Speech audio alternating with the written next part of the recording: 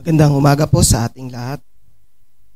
Ako po ay natasa na magbigay ng mensahe para sa ikatlong huling salita ng ating Panginoong Yesus. Payagan niyo po ako na basahin kong muli yung ating talata sa John chapter 9 verse 26 hanggang 27. Nang makita ni Jesus ang kanyang ina at ang minamahal niyang alagad na nasa tabi nito, sinabi niya, "Kinang, narito ang iyong anak." Sa verse 27, at sinabi niya sa alagad, "Narito ang iyong ina." Mula noon, pinatira ng alagad sa kanyang bahay ang ina ni Jesus. Balikan lang po natin ng konti yung message kanina sa first message. Sabi ni Brother Ray, it's about forgiveness po. Okay?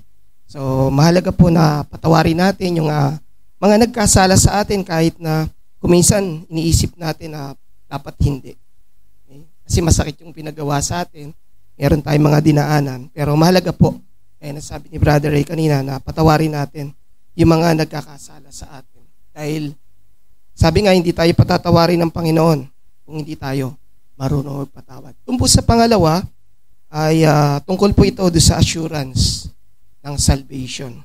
Sabi nga ni Pastor kanina, na you will be with me in paradise. Meron tayong assurance. Napakasarap pong pakinggan, di ba?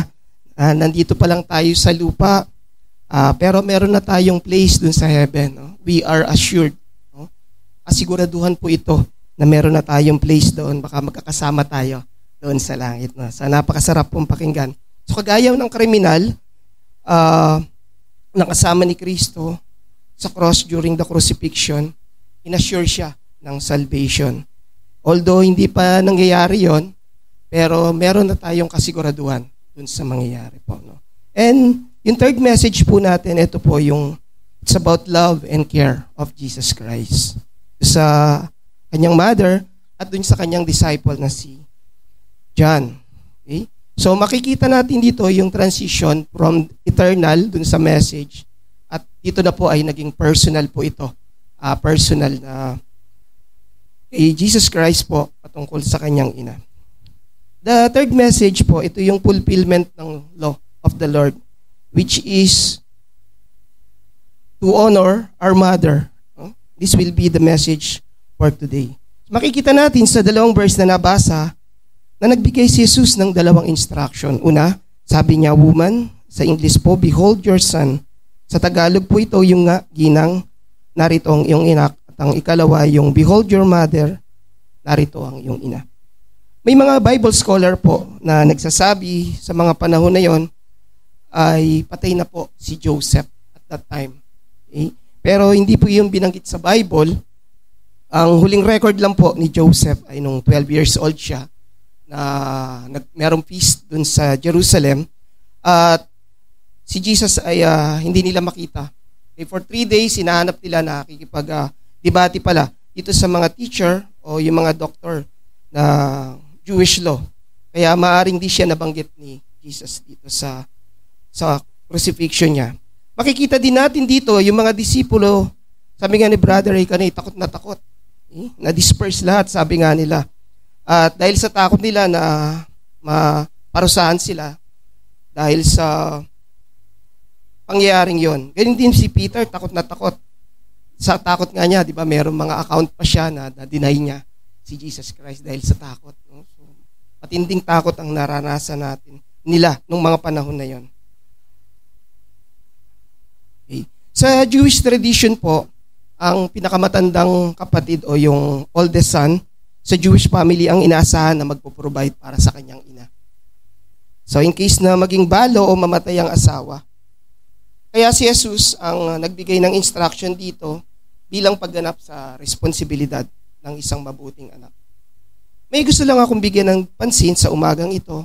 Una, maaring magtaka kayo kung bakit si Apostle John ang nag-endorse o ng pag-aalaga kay Mary. May mga kapatid naman siya. No? Pwede naman sabihin ng Panginoon, "O James, o mga kapatid ko, kayo na lang ang maghatid kay mother pagkatapos na after nito or ano man ang mangyari, pakihatid na lang siya dun sa aking mga kapatid." Pero bakit nga ba? Sabi sa John 7, chapter 7, verse 5, sapagkat kahit ang kanyang mga kapatid man ay hindi nagsisisampalataya sa kanya, his brothers are unbeliever. So at this point, hindi ma-endorse ni Jesus Christ sa mga kapatid niya dahil si John lamang ang believer at that time.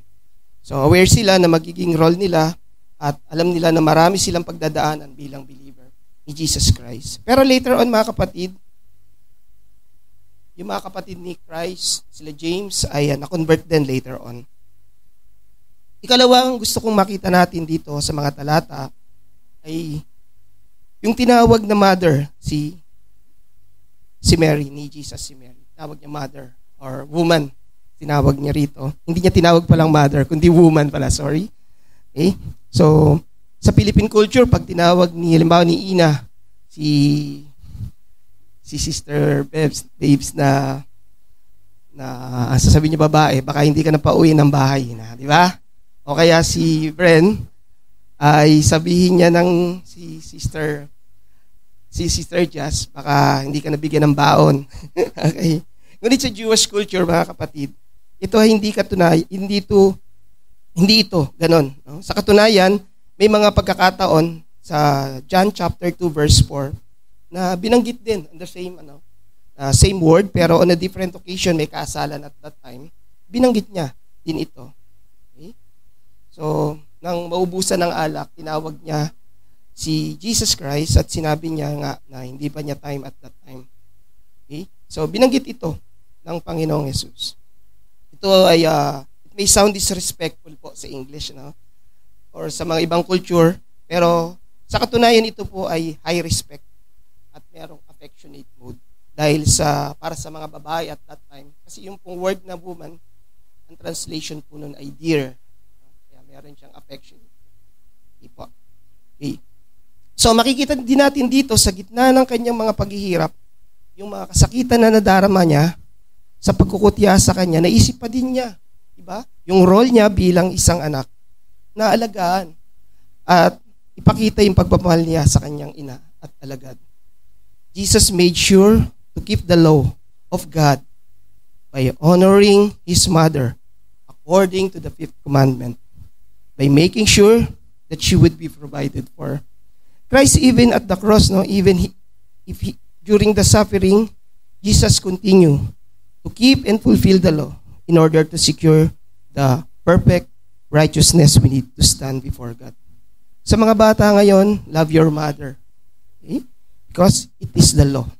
It is a must bilang isang mananampalataya. If you are a believer in Jesus Christ, mahalin natin yung ating mga ina at mga magulang. Because this is a command. Christ is preparing them for spiritual battle.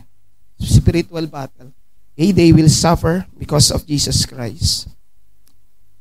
Mary and all the believers will be persecuted later part. Okay? Di nila alam na ng mga Hudyo, hindi rin alam ng mga Romano, na this will trigger yung Christianity. Okay? Hindi nila kayang pigilan. Akala nila yung death ni Christ ay matatapos na, lahat ng problema nila solved na. Pero nagkamali sila. Later on, mas lalong lumakas ang Christianity. Okay? And even the Rome, in-embrace si Christ. Later on, hanggang ngayon, di ba? Kaya lang, meron silang ibang pananaw tungkol kay Christ.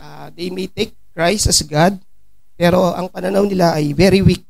Okay? Meron pa mga traditions na kailangan idagdag, may mga supplements na kailangan pang gawin.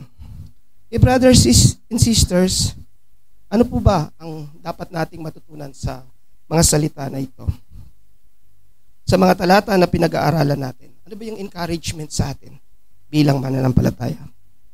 Mga kapatid, bilang mananampalataya, tinuturuan tayo ng pagmamahal at pagbibigay ng paggalang o care sa bawat isa sa mga mahal natin sa buhay.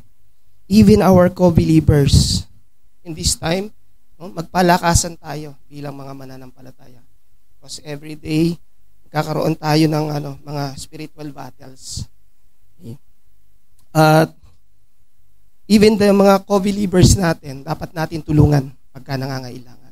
Give them the care na kailangan nila. Kung kaya naman natin, Kung capable tayo na tumulong, tulungan po natin sila, mga kapatid.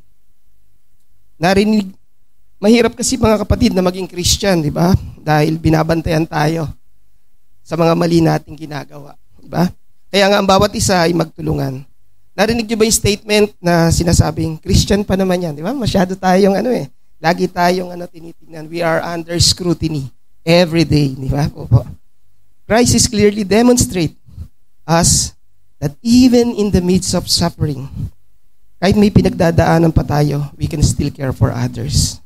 Huwag natin pong i-deny si Christ, no? Kasi we are a believer. The case of Peter is a demonstration ng pagiging tao natin.